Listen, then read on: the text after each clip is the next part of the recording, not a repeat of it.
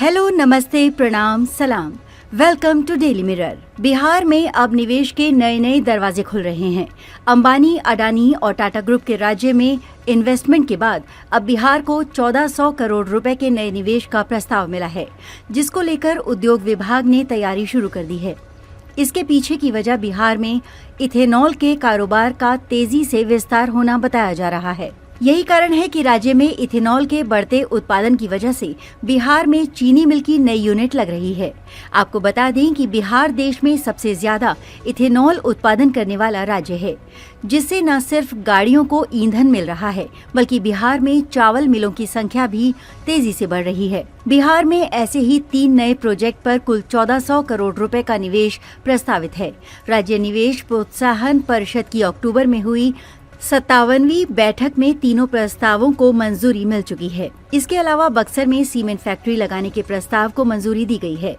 गोपालगंज के कुचायकोट स्थित चीनी mill, SJPB Hathua sugar and bio refinery private limited अपनी एक और नई इकाई लगा रही है। इस पर मिल प्रबंधन ने 1152 करोड़ रुपए खर्च करने की योजना बनाई है। निवेश प्रस्ताव को मंजूरी देते हुए चीनी मिल को गन्ना उद्योग विभाग से सहमति लेने को कहा गया है।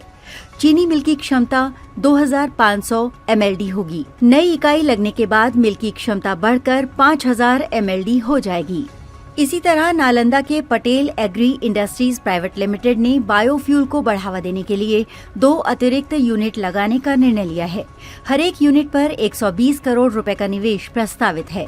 दोनों मिलाकर 240 करोड़ रुपए का निवेश होगा। इन दोनों को Bihar biofuel production promotion policy 2023 का लाभ मिलेगा। इसे भी मंजूरी दी गई। बता दें कि अडानी ग्रुप द्वारा नवादा के वारसिलीगंज में सीमेंट फैक्ट्री का निर्माण कार्य शुरू किए जाने के बाद ही जेके लक्ष्मी सीमेंट ने बिहार आने का फैसला किया और यहां निवेश का फैसला लिया था, ताकि उत्तर पूर्व भारत में वो अपने सीमेंट उत्पादन और व्यवसाय को मजबूत कर सकें। रिपोर्ट के मुताबिक पार्षद की बैठक में बक्सर में जेके सीमेंट के प्लांट को प्रथम चरण को भी मंजूरी दे दी गई है। इसकी क्षमता 9090 एमटीपीडी होगी। महमीद्रा, डुमराव, ब्रह्मपुर में स्थापित होने वाले प्लांट पर कंपनी 352.41 करोड़ निवेश करेगी। फैक्ट्री से करीब 250 लोगों को रोजगार मिलेगा।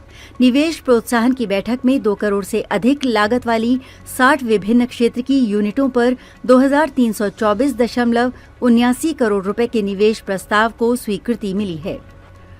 इसके अलावा 2 करोड़ से कम लागत वाली 43 विभिन्न इकाइयों पर 46.38 करोड़ रुपए निवेश का प्रस्ताव है। इस तरह कुल 2371.17 करोड़ रुपए के निवेश प्रस्ताव मंजूर किए गए हैं। इसके अलावा बिहार में इंडस्ट्री की बढ़ती मांग और उनकी जरूरतों को देखते हुए राज्य में निवेश करने वाली कंपनियों के लिए बिहार सरकार ने बड़ा फैसला किया है। बिहार में इस समय इन्वेस्ट योग्य भूमि बैंक में करीब 1500 एकड़ जमीन ही बची है। उद्योग विभाग की मंशा राष्ट्रीय राजमार्गों और यातायात के लिए बेहद सुविधाजनक स्थानों पर 100 एकड़ या उससे अधिक भूमि को प्राथमिकता देने की है।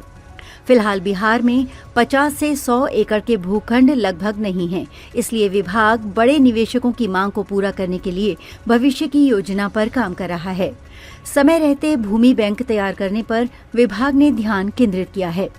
अगर उद्योग विभाग औद्योगिक जरूरतों को पूरा करने के लिए जमीन अधिग्रहण नहीं कर पाता है, तो वो लैंड पूलिंग के जरिए जमीन अधिग्रहण कर सकता है। हालांकि भविष्य में जमीन अधिग्रहण करने का ये एक विकल्प है।